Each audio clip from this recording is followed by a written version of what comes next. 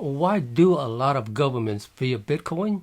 When you really break it down, many governments are uneasy about Bitcoins because it reduces their control over money. Think about how things work right now.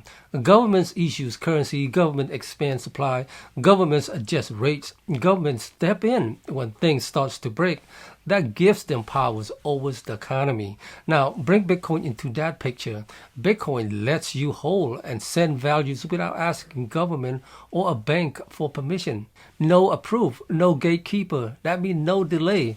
That's where the problem starts for them. Because when they don't control the flow, they lose influence over how money moves. Now let's talk about something you actually feel every day. The current money systems runs on debt. Government borrow, more credit gets created. That keeps things moving, but it's also create pressure. So more monies get printed, you can see the result. Prices today are not what they were a few years ago. Rents go up, grocery costs more, bills keep rising. Regular people feel squeezed. At the same time, debts keep growing into massive numbers. That's put people in a tough position. Now, this is where Bitcoin becomes real for you. Bitcoin is not built on debt. It doesn't expand supplies to keep things going. So instead of your savings slowly losing value, you have an option that follow fixed rules.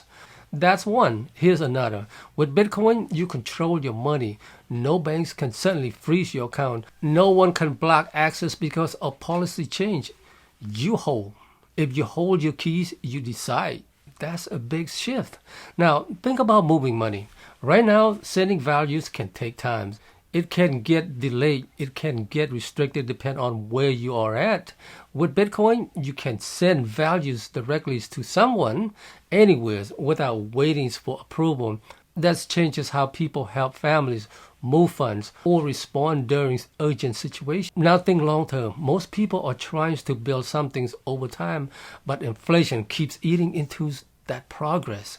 Bitcoin gives you a way to accumulate an assets that cannot be diluted. No one can create more of it to reduce what you already hold.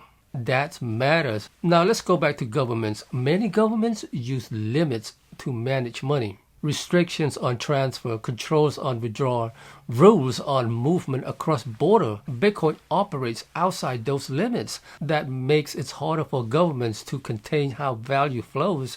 Now think about control again. Governments can freeze accounts, governments can block transactions, governments can take actions when needed. Bitcoin changes that dynamic. They can regulate companies, they can create rules around access points, but they cannot directly control the network itself. That's the difference. Now, here's something important.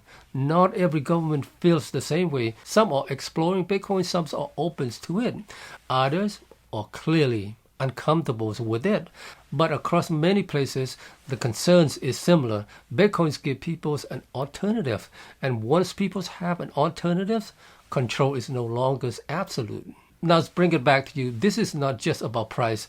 This is about having an options to store value differently, and options to move money freely, and options to build over time without constant dilution. That's what you're looking at. And once you understand that, things starts to make a lot more sense. It stops feeling random. A lot of people won't pay attention until it's too late.